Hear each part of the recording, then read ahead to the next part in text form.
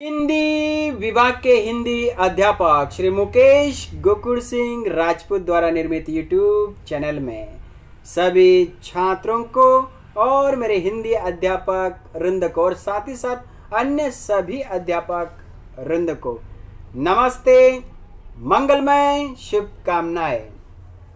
दोस्तों, इस YouTube channel के माध्यम से हिंदी विषय में हिंदी कविता की जानकारी ज़्यादा से ज़्यादा स्कूलों के छात्रों तक और मेरे हिंदी विषय अध्यापक वृंद तक पहुंचाने का प्रामाणिक प्रयास करता रहूँगा।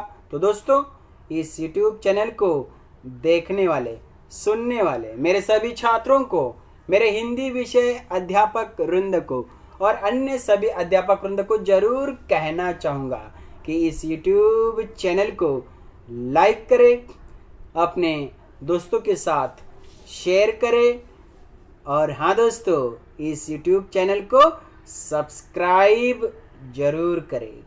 और इस YouTube चैनल की जो मैं लिंक आप लोगों को भेजता हूँ, सेंड करता हूँ, उस लिंक को अपने दोस्तों में, मित्रों में ज़्यादा से ज़्यादा शेयर करें। और हाँ दोस्तों, मेरा वीडियो आप लोगों को कैसे लगा इस बारे में ज़रूर अपनी कमेंट्स भेजें, अर्थात अपनी प्रतिक्रिया भेजें। तो चलिए दोस्तों, कोरोना की इस महामारी में महत्वपूर्ण संदेश, घर में रहिए, सुरक्षित रहिए, 2 गज की दूरी, मास्क है जरूरी। तो चलिए दोस्तों, इसी के साथ आज के इस वीडियो के सत्र में हिंदी लोक भारती कक्षा 8वीं की दूसरी इकाई की पहली कविता, जिसका नाम है धरती का आंगन महके। क्या नाम है दोस्तों कविता का? धरती का आंगन महके। इसके बारे में जानकारी प्राप्त करेंगे। इसके कवि है डॉक्टर प्रकाश दीक्षित। कवि का नाम क्या है दोस्तों? फिर से एक बार सुनिए, डॉक्टर प्रकाश दीक्षित। तो चलिए दोस्तों, अगले टॉपिक में हम कवि का संक्षिप्त परिचय प्राप्त करते हैं। वह इस प्रकार: आजीवन अध्यापक रहे ऐसे कवि डॉक्टर प्रकाश दीक्षित का जन्म 1929 को यूपी अर्थात उत्तर प्रदेश के इटावा में हुआ था। डॉक्टर दीक्षित जी अर्चना, मणिप्रभा, ज्ञानार्जन आदि पत्रिकाओं के संपादक भी रहे। अमर उजाला समाचार पत्र में पत्रकारिता भी उन्होंने की। आपकी रचनाएं विविध पत्र पत्रिकाओं की शोभा बढ़ाती रही। आपकी कृतियां अर्चनांजलि, मंगल पथ, दोहावली, राष्ट्रीय स्वर, यह कविता संग्रह आदि आपकी रचनाएं हैं, आदि आपने रचनाएं लिखी है। तो चलिए दोस्तों, यह था कवि का संक्षिप्त परिचय। अब अगले टॉपिक में हम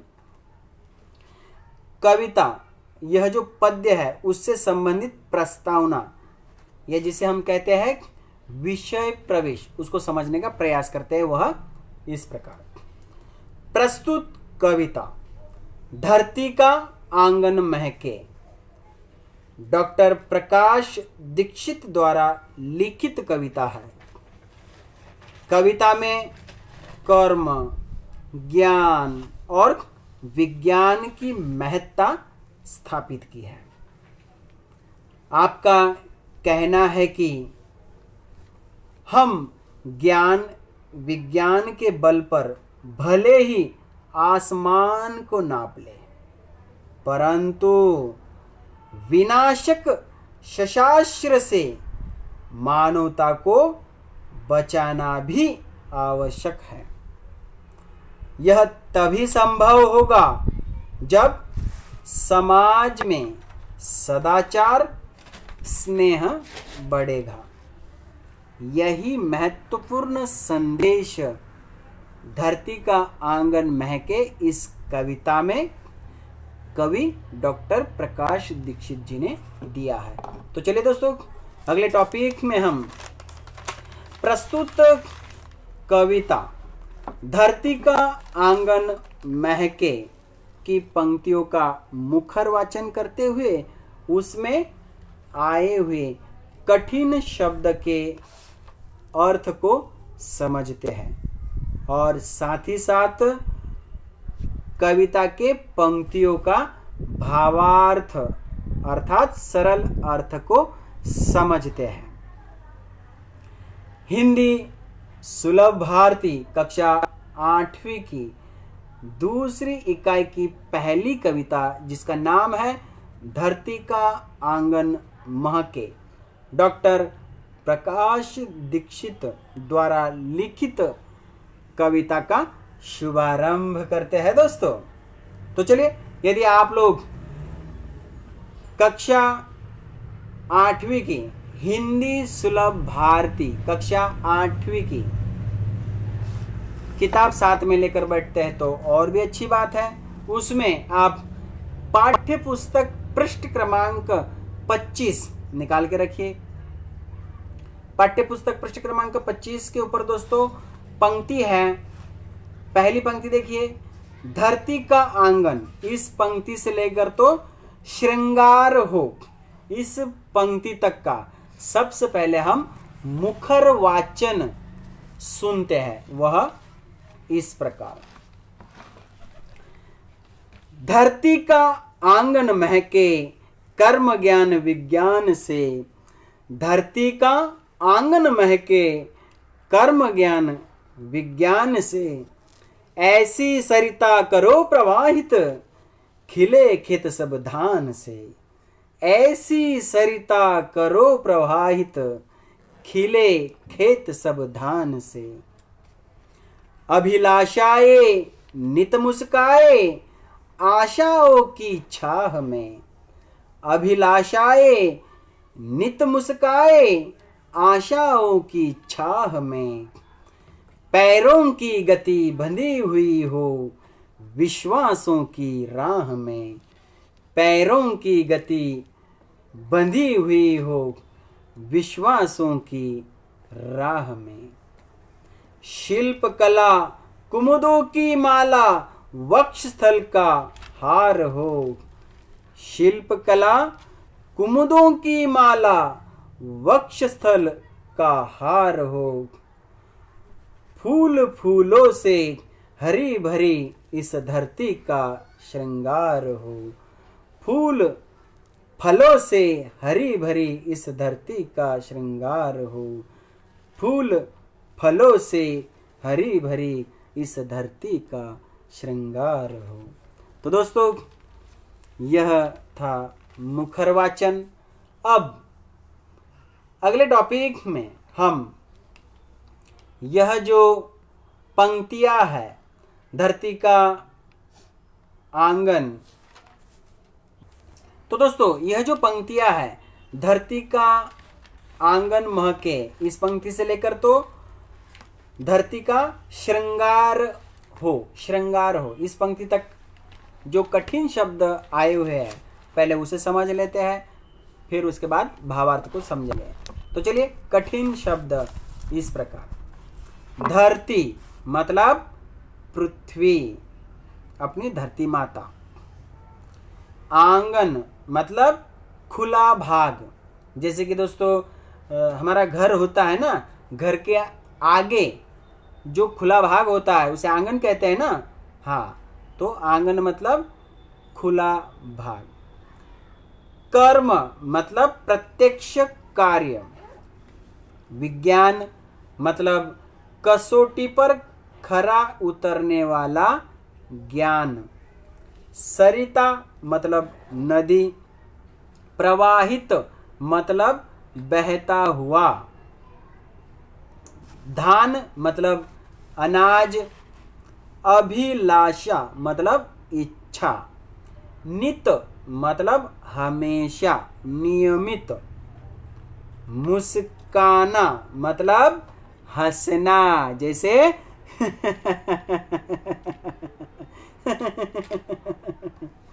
हंसना, मुस्काना मतलब क्या फिर? हंसना। छाह मतलब छाया, गति मतलब रफ्तार, राह मतलब मार्ग, शिल्प कला मतलब हस्तकला, जो हाथों की कारागिरी होती है ना दोस्तों, हाँ वही शिल्प कला मतलब क्या? हस्तकला। कुमुद मतलब कमल का फूल या फिर फूल।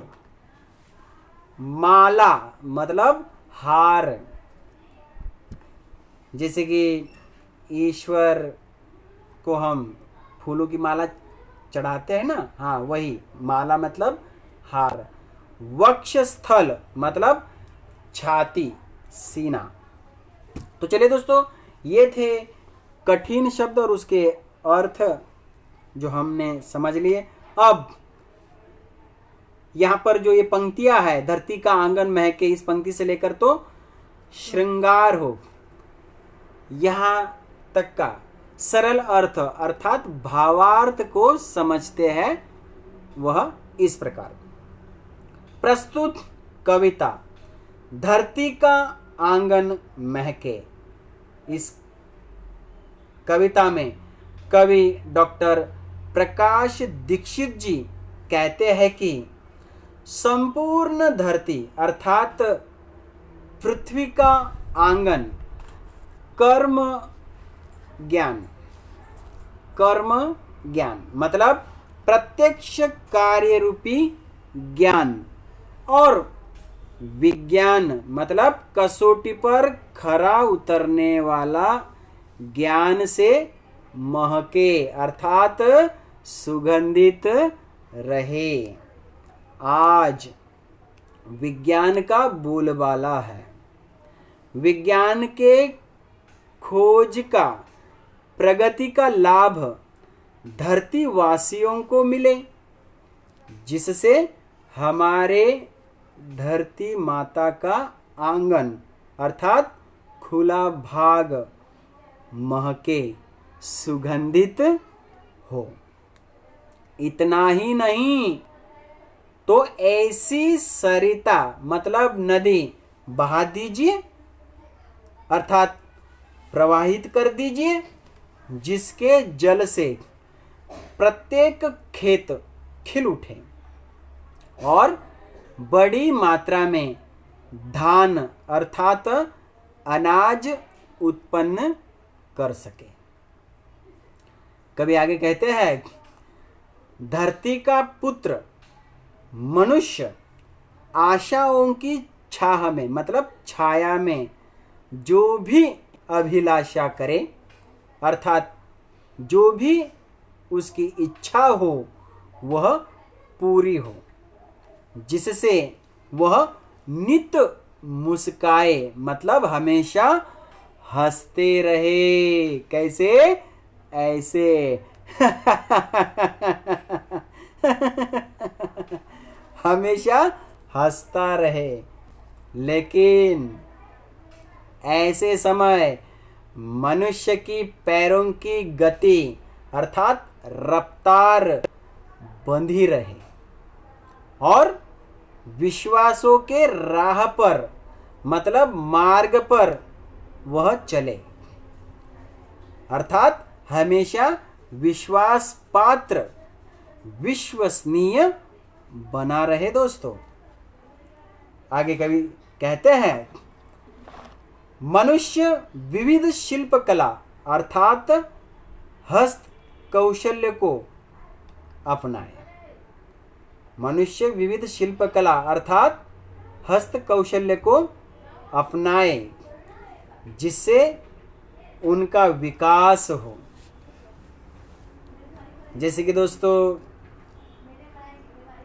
PM PMKY योजना के अंतर्गत जो विविध हस्त कौशल्य को बढ़ावा दिया जा रहा है, हाँ वैसे ही विविध हस्त कौशल्य को अपनाएं जिससे उनका विकास हो। कुमुदों की माला अर्थात कमल के फूलों का हार उसके वक्षस्थल अर्थात छाती का हार हो। छाती के ऊपर कुमुदों की माला अर्थात फूलों का हार हो।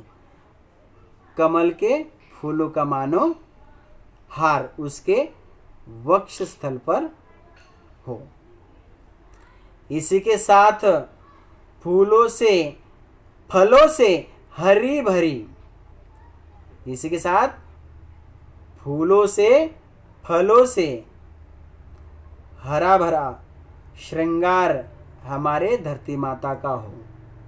मतलब हमारी धरती माता हमेशा श्रृंगार से सज्ज रहे, यही महत्वपूर्ण संदेश कवि ने दिया है।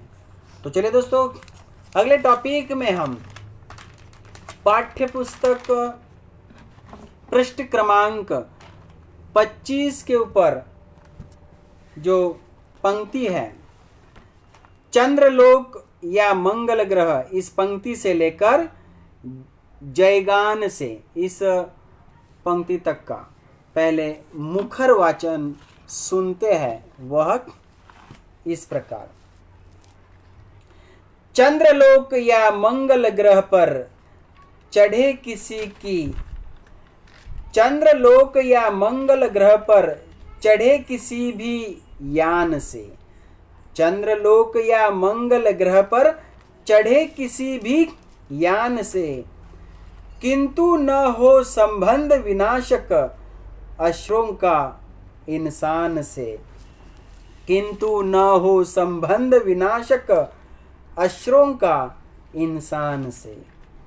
सांस सांस जीवन पट बुनकर प्राणों का तन ढांकती, सांस सांस जीवन पट बुनकर प्राणों का तन ढांकती, सदाचार की शुभ्र शलाका मन सुंदरता आंकती, सदाचार की शुभ्र शलाका मन सुंदरता आंकती।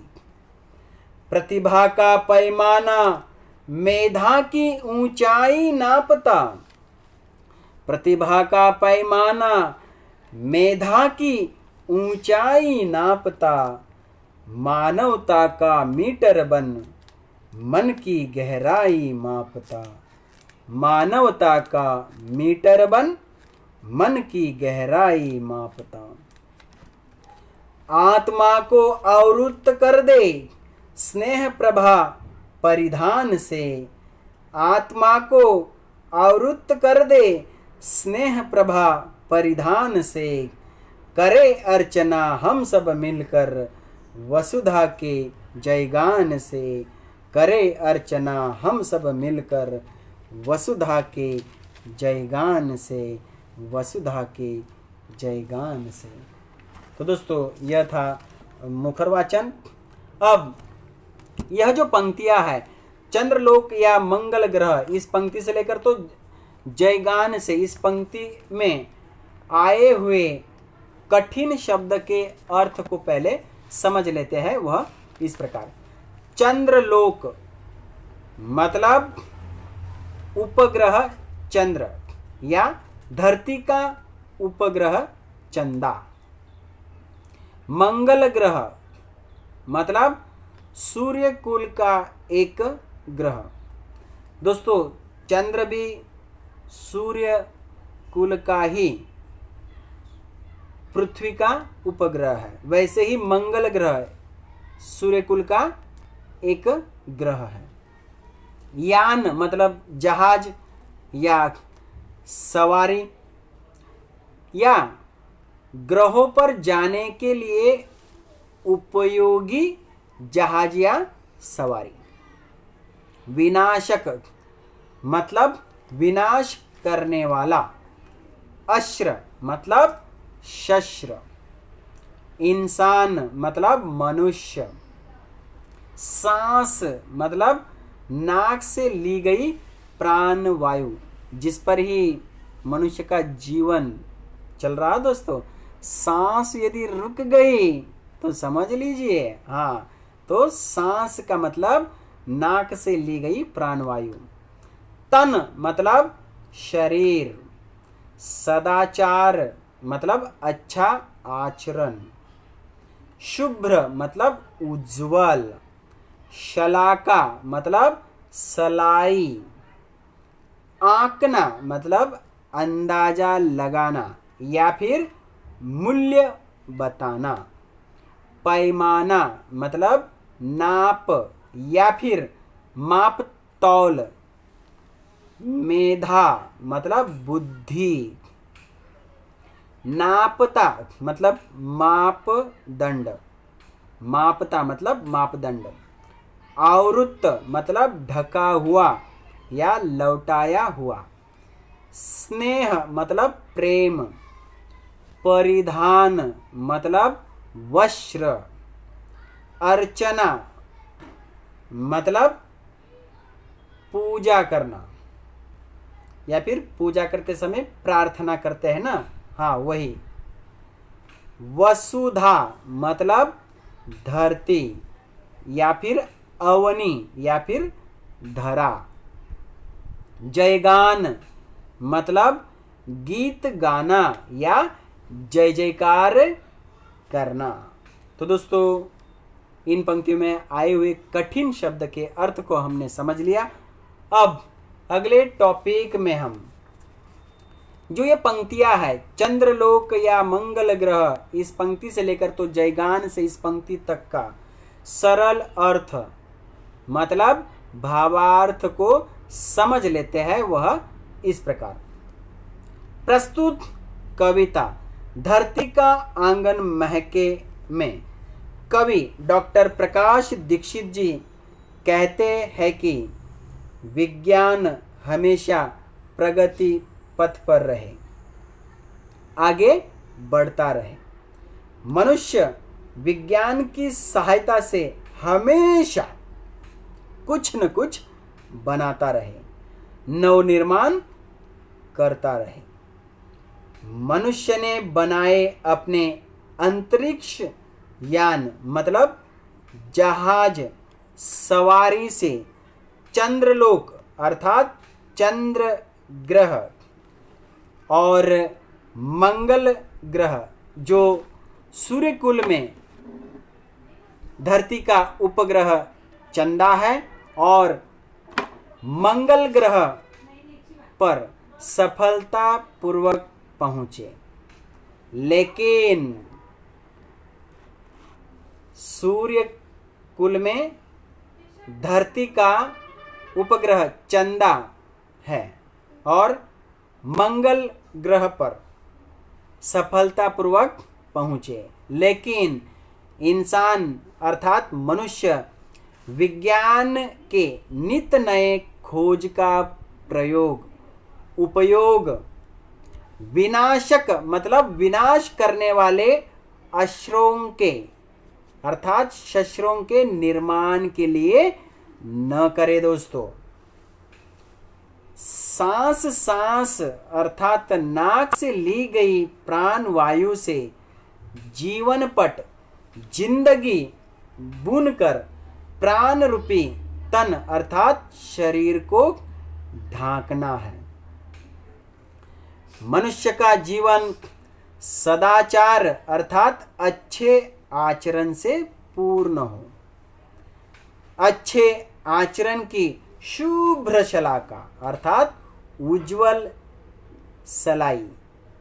अच्छे आचरण की उज्जवल सलाई से मन की सुंदरता को आंकना है अर्थात मन की सुंदरता का मूल्य बताना है, मन की सुंदरता का अंदाजा लगाना है।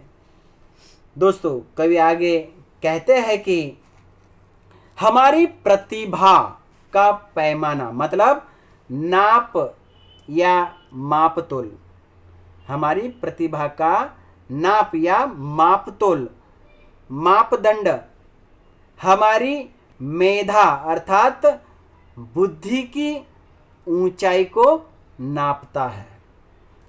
हमारा व्यवहार ही हमारे चरित्र की पहचान है, नाप है, माप है। मानवता का यही मीटर व्यवहार ही मन की गहराई को मापता है दोस्तों।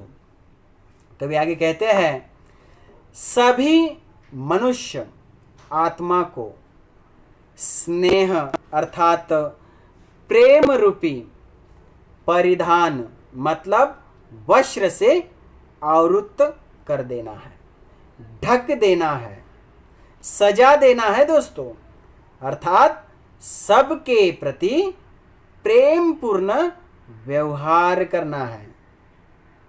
आखिरी पंक्ति में कवि कहते हैं, आओ हम सब मिलकर हमारी वसुधा का मतलब अवनी, धरा या धरती माता का जयगान करते हैं।